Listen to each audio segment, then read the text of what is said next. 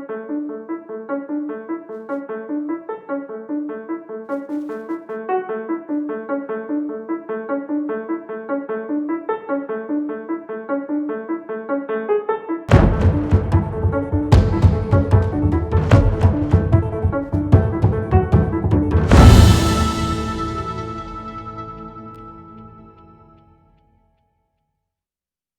afternoon in Poland and across Europe.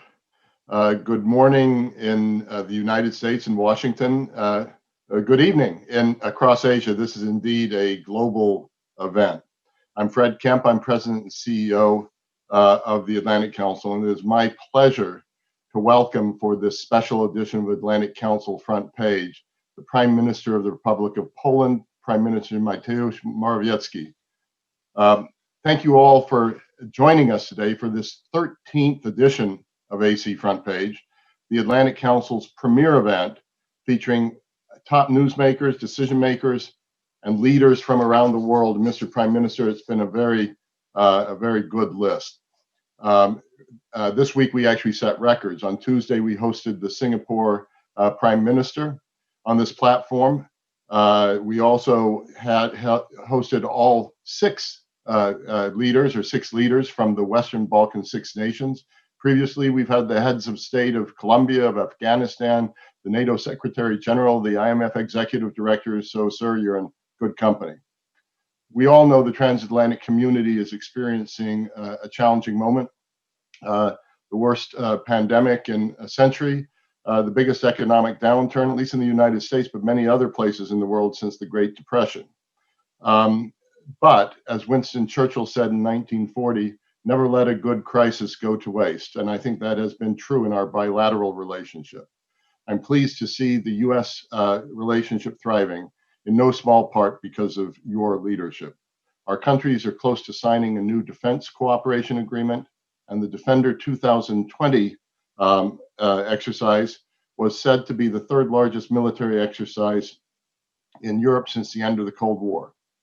Cloud and technology cooperation have also been strengthened. So we're also looking to the future, working with each other through events such as Microsoft's announcement of a major investment in Poland and Google's announcement to open a new cloud region in Poland. And we're doing a lot of work bilaterally at the Atlantic Council on technology issues with Poland. And our coordination on the 3Cs initiative continues to strengthen, where Poland has been such a leader. These trends are in part thanks to the significant efforts of our partners in Warsaw. Poland's done a tremendous job as well in navigating the coronavirus pandemic. I saw on that wonderful slideshow starting this program, you in your own personal mask.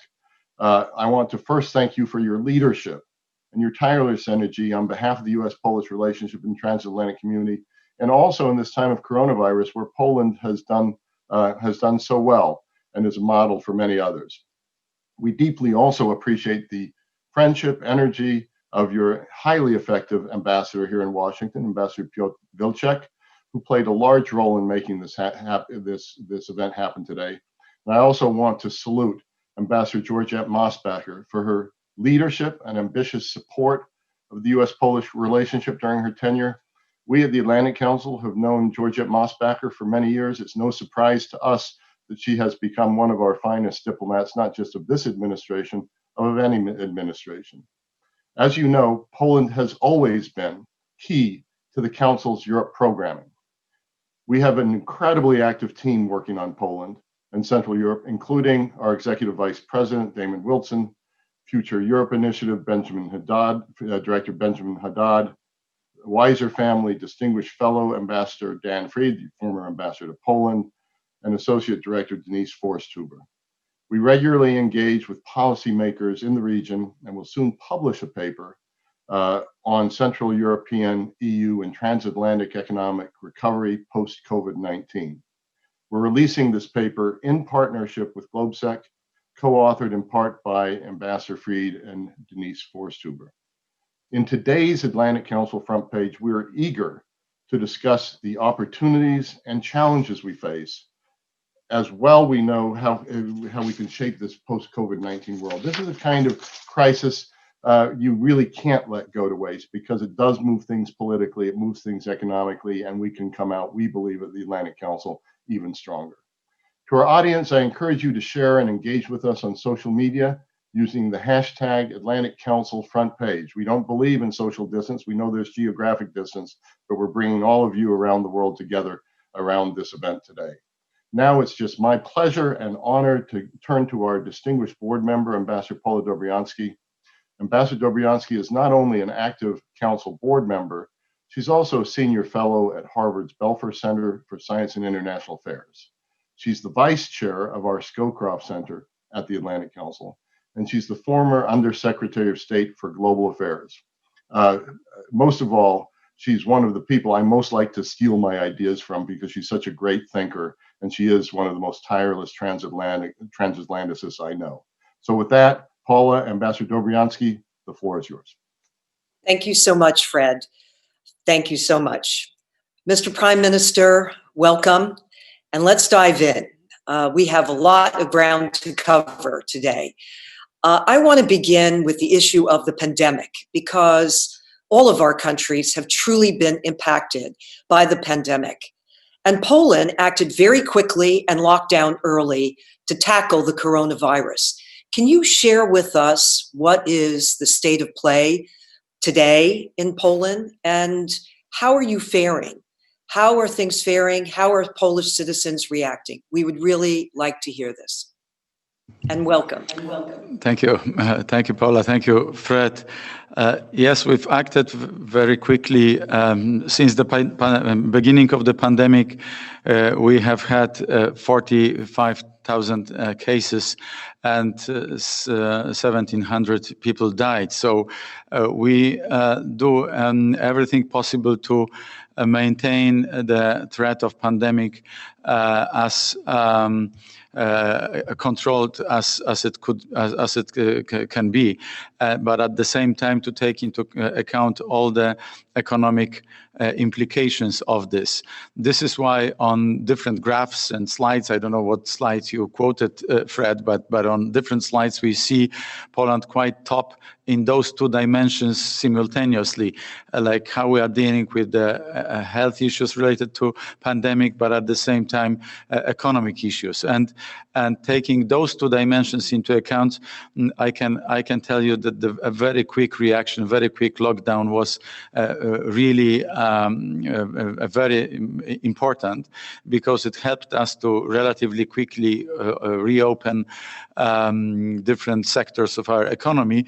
And even in the second half of May, not to say about June and July, our economic data are surprising on the upside, like the industrial production or retail sales recently published for last months. They were very, very positive. Of course, all is given the pandemic. Pandemic is very much intrusive and detrimental to our economy. So those two dimensions taken into account simultaneously, not wasting this crisis, as Fred suggested. This is we take this this voice very seriously. Like for instance, changing or diminishing the bureaucracy and reducing number of clerks, of officials working, and through this increasing efficiency and effectiveness of our public administration. This is one example of this. And also, a very important thing, throughout this pandemic, we had the presidential election, and we have it closed. Our President Andrzej Duda won the election, which means political stability for next 3.5 years at least, which is important from the point of view of foreign direct investments and new investment decisions considered by different entrepreneurs. By the way, in the recently published paper from some institution of Financial Times, Poland was #1 in attracting FDI in the first half of this year, or first 4 months of this year, out of 165 countries. So all those data make me quite optimistic with regard to how we are going to deal with this pandemic, both from the point of view of public health and economic point of view. Thank you. How does the transatlantic relationship and also your relationship with us, the United States, how do you see that as shaping a post-COVID-19 order? What are you thinking about? What can we be doing now to make a difference? Well, the relationship had never been better, and I know I can repeat. I'm repeating this for the last couple of years, but this is really true. We have a very good presence of American businesses in Poland and growing.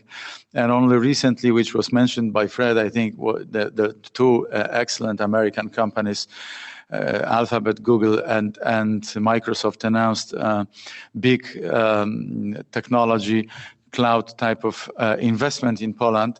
But this is only very important, but only a tip of the iceberg. We have hundreds of American entrepreneurs coming to Poland, doing business in Poland, but also treating Poland as part of the gate to the European Union, which works very well also because the European Union is a market of 450 million inhabitants, one of the most developed markets in the world, and Poland is the most rapidly developing economy in the European Union. By the way, according to the European Commission data and OECD, the recession in Poland is going to be the most shallow out of 27 countries of the European Union plus the UK. So we are going to go through this pandemic and all the turbulences related to this relatively well. Coming back to the transatlantic relationship, I think everybody sees, Paula, that we are on the verge of some new era, and we have to strengthen the relationship. And this is why I so much admire all your work, and I'm going to thank you for this. I read every now and again your papers; they are excellent, and I think that what you're doing, the cementing transatlantic relationship, is truly instrumental for the next decades to come, because all who are interested in what's going on in the global arena see the changing dimensions, changing dynamics in geopolitics, and this is why I think that Poland, being at the same time very pro-European nation and country, and at this very same time very much pro-American nation and country, is critically important in bringing the two transatlantic legs together, the two dimensions together. So it's important how collectively we deal with pandemic from the economic point of view, but equally important is the positive language around, 5G, defense cooperation, geopolitical cooperation, new investments all around the globe. And we try to find positive and constructive vocabulary for this cooperation to come. Thank you for your words about the work of the Atlantic Council, most appreciated. Now, it has just been announced that the United States is moving forward with plans to withdraw 12,000 troops from Germany. What's your view on this withdrawal from Germany? Well, I think that NATO alliance is so important for the world to keep peace that we would like all such moves to be done in consensus. That's one point. Second, of course, we understand that this is a sole prerogative of the U.S. To decide about how many troops they want and where, and this is why we are about to close the defense cooperation agreement. Our last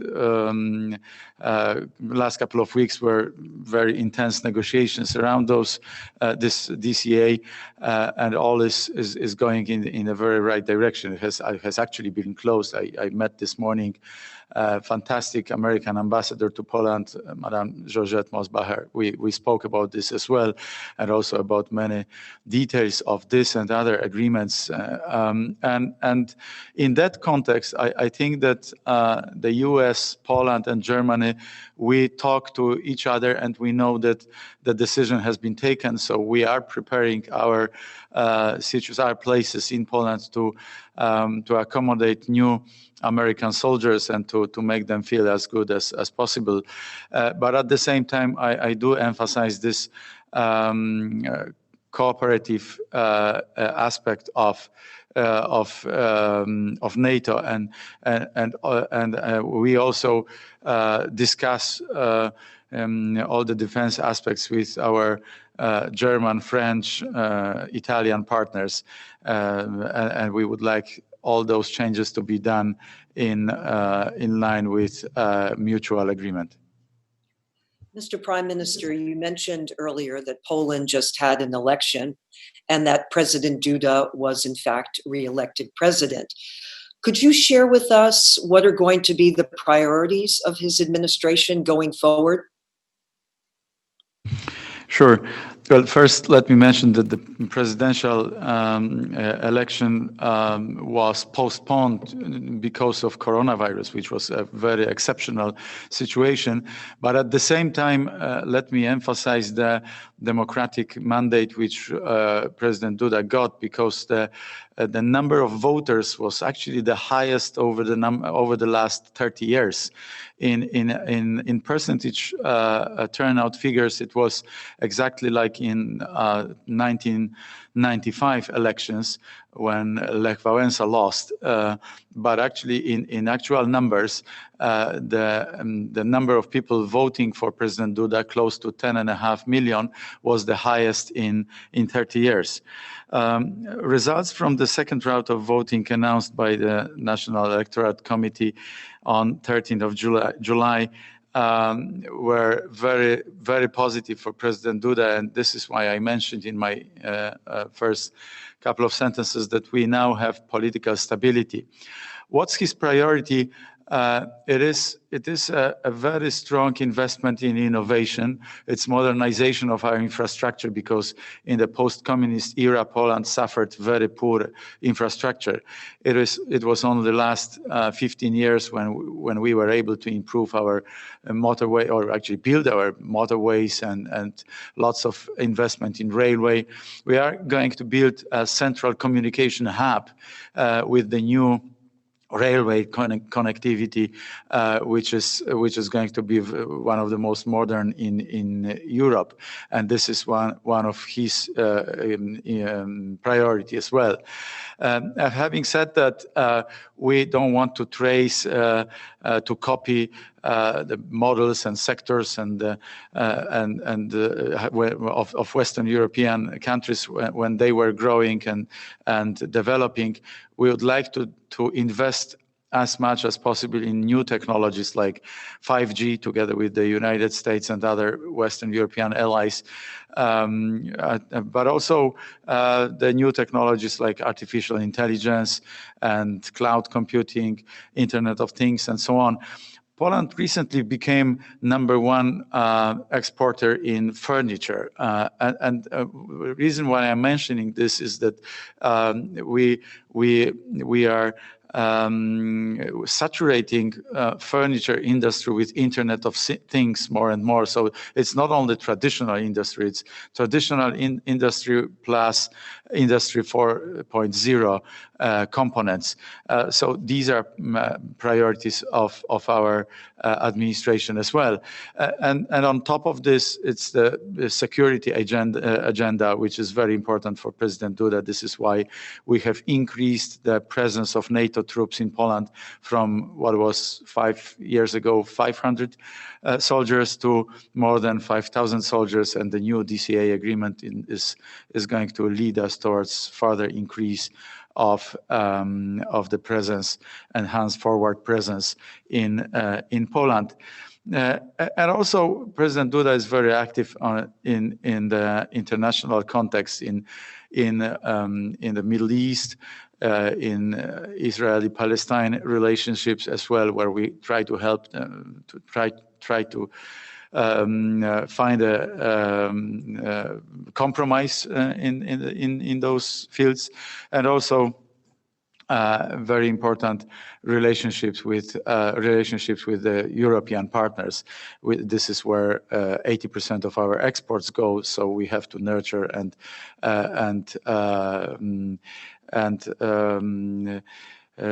we have to nurture and support all the relationship with our European partners as well.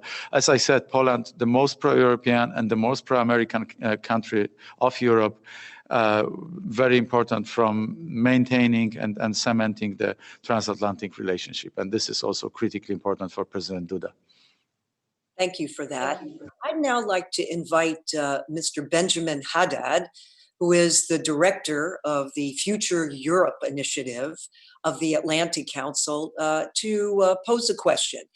Mr. Haddad, over to you. Thank you, Ambassador Briansky and Prime Minister. It's really an honor to have you with us today, and thanks for joining us. You were in Brussels just a few days ago for a historic European Union summit on the recovery from the coronavirus, where a compromise was found to agree on a massive recovery plan. I wanted to ask your view of this recovery, and especially the role that Poland can play in European recovery going forward. Thank you.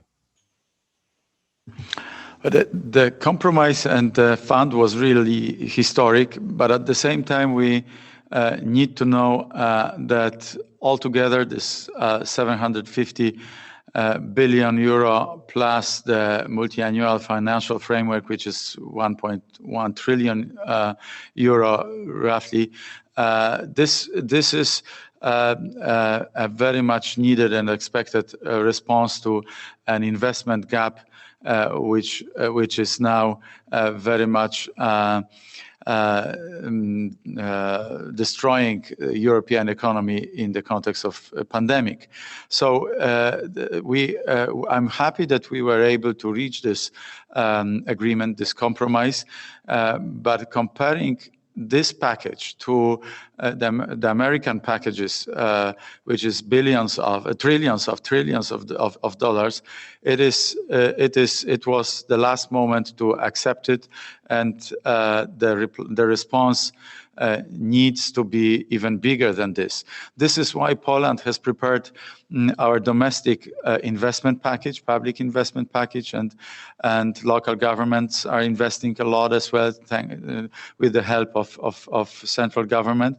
But also we are stimulating private investment, and we are trying to defend our entrepreneurs and also foreign entrepreneurs located in Poland from Chapter 11, from bankruptcy.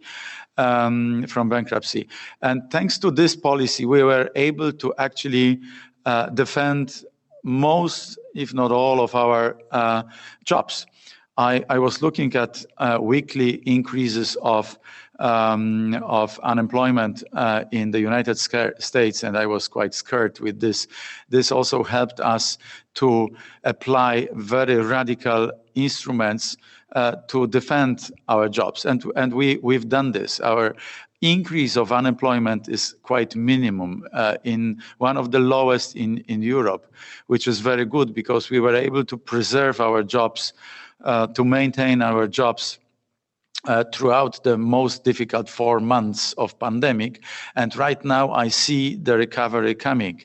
So provided that there is not going to be a very detrimental second wave of pandemic in the fall, during the autumn, the coming autumn, and the vaccination, the sooner the better, of course. But provided, hopefully this is not going to happen, then I see quite a V-shaped recovery of Poland and some other Central European countries in particular. Our Western European partners like Spain and Italy and France are in a much more difficult situation. The recession there is going to be the deepest, by far deepest, since the Second World War. This is why I believe that. This is why I believe, Ben, that our quick response is so important to deal with the economic consequences of the pandemic. And yes, I am happy that the 27 leaders of the European Council were able to reach this agreement. And by the way, Poland was very successful in those negotiations, because we are going to be net beneficiaries of those funds, and big time, which is going to be yet another component of helping us to overcome those economic consequences of pandemic. Now I'd like to invite Ambassador Dan Fried, a former U.S. ambassador to Poland and also Weiser Family Distinguished Fellow at the Atlantic Council, to pose a question. Over to you, Ambassador Fried. Dzień dobry, panie premierze. Good to see you again.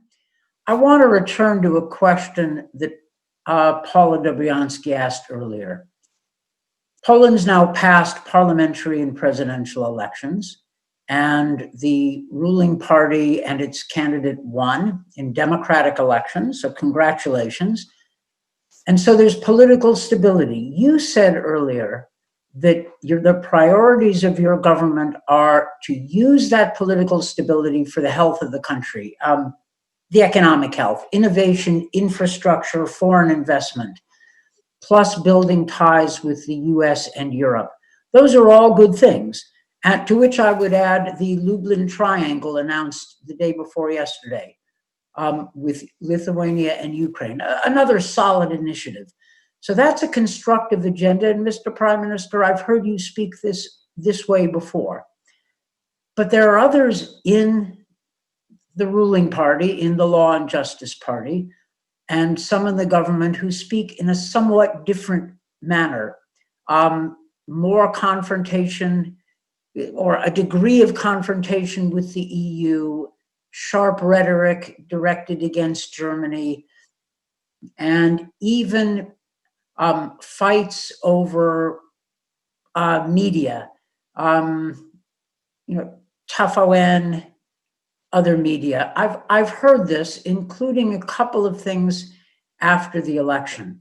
I suppose a government can try to do two things at the same time, but what are we to make of those other occasional voices? I've not heard that from you, but I've heard it from others in the government. So this is a tougher question, or it's the same question Paula was asking, but kind of with a, I'm trying to make it tougher for you, and I know you can, do it. No problem, Dan. Thank you for this question.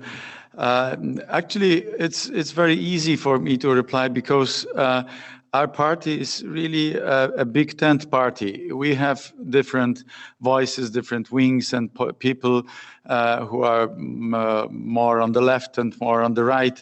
And having close to half of the votes in our system, proportional electoral system, it gave us a majority in our parliament. And actually, we got a record number of votes and the record number of percentage of votes in the last parliamentary elections. So this, together with a very strong mandate of President Duda, gives us a good starting point for another wave of reforms. You mentioned Germany. I wouldn't say that there is a sharp anti-German rhetoric. There are things which we don't like, and we were quite vocal about those. Like, for instance, Nord Stream 2. It is, in our view, it is paying with European money for Mr. Putin's weapons, and we don't like it. And this is why we were very much vocal about this, and we were also indicating at all the risks related to Ukraine. Ukraine is now being attacked by Russians over the last couple of years, and if Mr. Putin is able to cut off Ukraine from the gas pipeline system and the gas transportation to Western Europe, his liberty to do anything against Ukraine is going to be even bigger.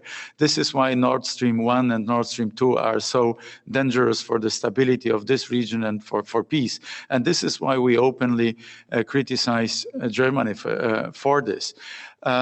You've mentioned media. Just for all of you who might not know, given the first 25, 30 years of the development of post-transformation time in Poland, most of the media are in the hands of foreign companies.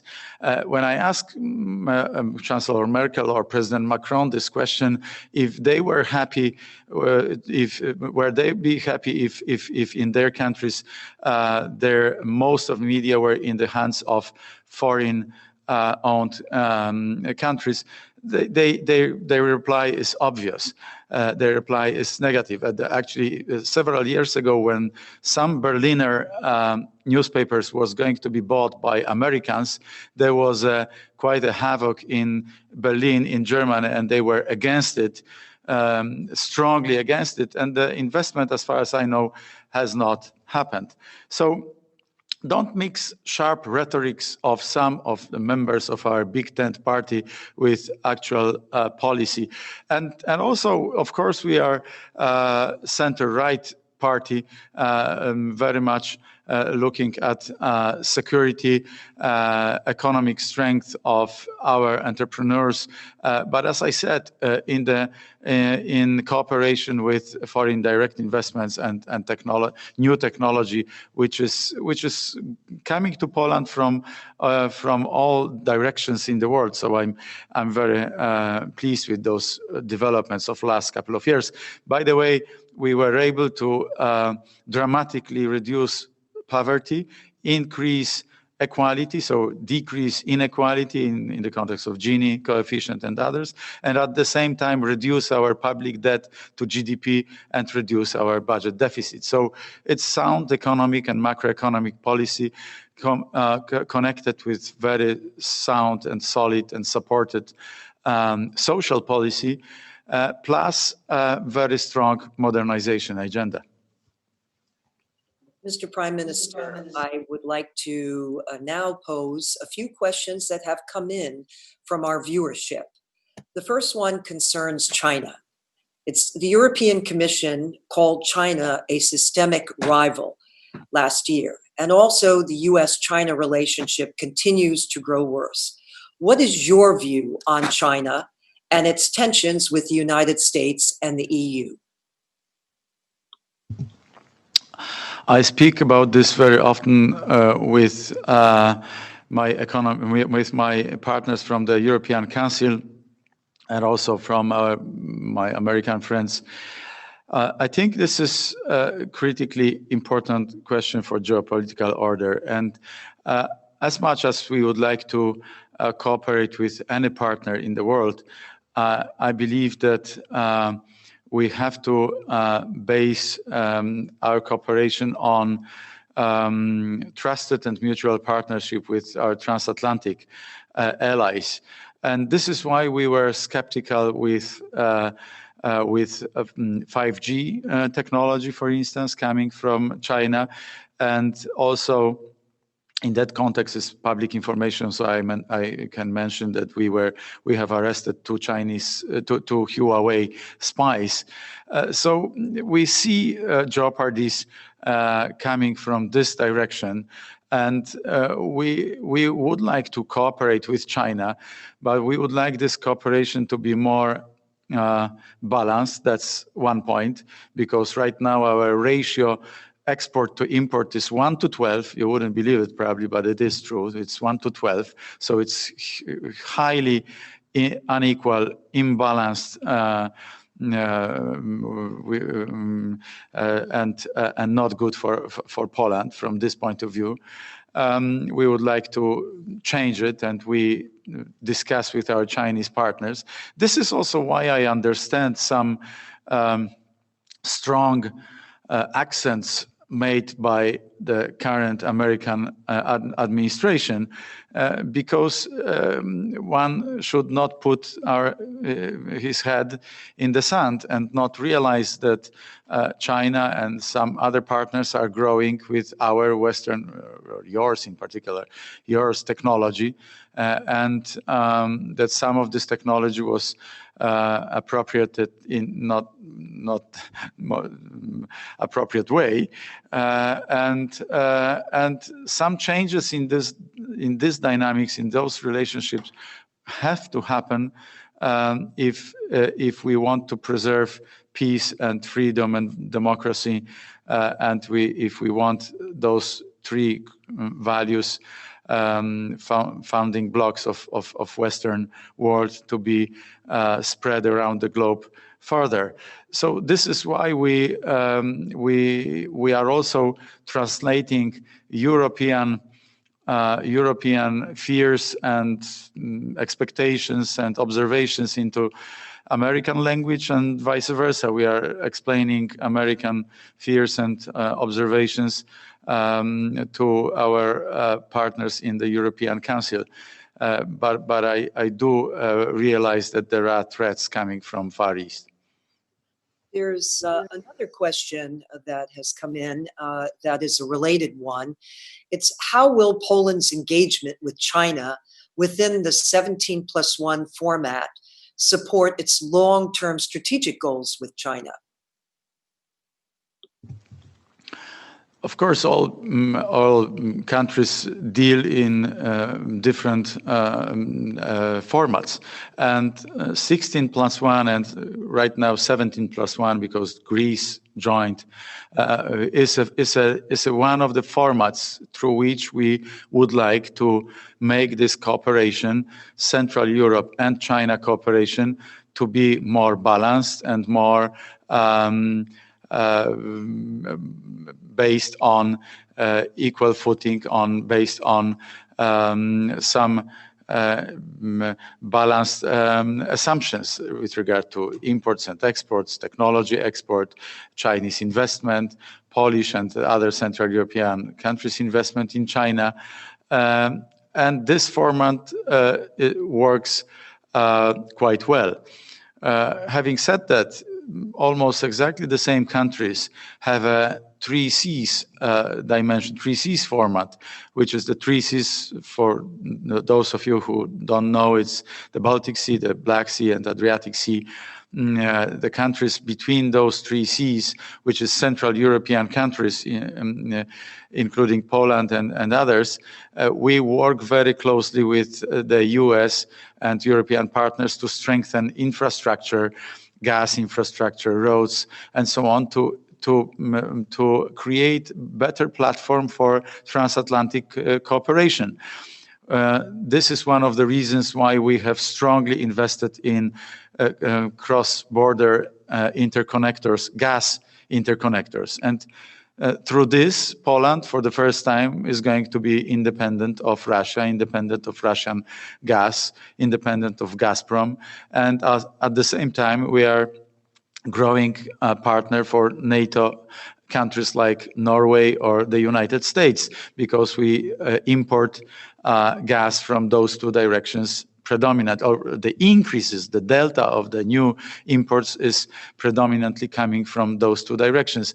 This is how the economy, security, new prospects for economic growth are interconnected with each other. This is how we connect the dots on the picture of 16+1 format and also 3Cs dimension. Right. Well, thank you for that. You've also, Mr. Prime Minister, you've answered another question that came in from a viewer, which was, can the 3Cs initiative assist in bringing economic recovery to Europe? And you certainly articulated that. So let me go to one more question, and that is, you referenced Russia earlier in your remarks, and the question concerns Ukraine. What do you see with regard to the future for a resolution of the crisis in Ukraine? How does Poland see it? Poland is very strongly supporting the peace process and all the moves which are helping Ukraine to maintain its its sovereignty, its territorial integrity, and its independence. And also, we try to help Ukraine in its economic growth, where there are serious issues, but many of them are related with this Russian invasion and annexation of Crimean Peninsula. So Poland is very active in Europe, in particular in all the initiatives which are aimed at helping Ukraine to build solid institutions, to strengthen its position vis-à-vis Russia in Donbas area, and also in keeping its position in the as a country of gas transit to Western Europe, because altogether it helps Ukraine to keep stability and keep and to maintain prospects for strengthening its sovereignty and independence. Recently, in the context of the negotiations which have just finished, has just been finished in Europe, in Brussels, a couple of days ago, we were able to dedicate more money for so-called Eastern Partnership and for near close neighbor partnership, or whatever it's called. We were able to keep to ensure more money for this format of cooperation, and also at the same time all the time we are indicating to our German and French and other partners how important it is to keep peace in the eastern flank of NATO in Ukraine. And this is also why we are every 6 months we are prolonging the sanctions on Russia, which were imposed by the Western world after Russian aggression on Ukraine. Thank you, Mr. Prime Minister, for that. Your engagement has been most valuable and appreciated. I'd now like to invite my colleague, Mr. Ian Brzezinski, Senior Fellow of the Atlantic Council, to close our session. Over to you, Mr. Brzezinski. Thank you so much, Ambassador Dobriansky, Paula, Prime Minister Morawiecki. It was a real honor to listen to you today. I want to commend you and your government for its success in managing the COVID crisis. It's been distinctive in the North Atlantic area. But let me focus on the US-Polish relationship. Your comments really highlighted the strong and enduring dynamic of the US-Polish relationship and how it has been an important pillar of the transatlantic community. You highlighted the growth of our economic relationship. Poland's is buying US LNG. Microsoft and Google, Goldman Sachs are investing in the Polish economy. We didn't mention visa waiver. Poland's in the visa waiver program, allowing for a much more deeper and sustained connectivity between our societies. This is so important for our next generation. Security cooperation is enhanced, 5,000 to 6,000 troops in Poland, maybe more later on. Paula and you both mentioned US-Polish collaboration on 3Cs initiative, Poland's effort to drive forward the development of transport, energy, and digital infrastructure in Central Europe. Our discussion also touched on the polarization we're experiencing in both of our two polities and the tensions it's generating with the democratic principles that bind our two nations. We need to ensure that this does not become strained in our bilateral relationship in the future. But with that said, our conversation today really underscored the strength of our relationship, the US-Polish relationship, and its importance in a world where collaboration among democracies is becoming more necessary and urgent. And this conversation left me more confident that the US-Poland relationship will remain an important and active and dynamic pillar of the democratic community of nations. So before we close, let me thank you, Mr. Prime Minister, for your time and insights, and Ambassador Piotr Wilczek and the Prime Minister's Chancellery team, Fred, Paula, and Dan, Ben, and our Atlantic Council Communications and Events team for orchestrating this discussion. And to all our viewers, thank you for joining us today for the latest installment of the Atlantic Council Front Page. Thank you.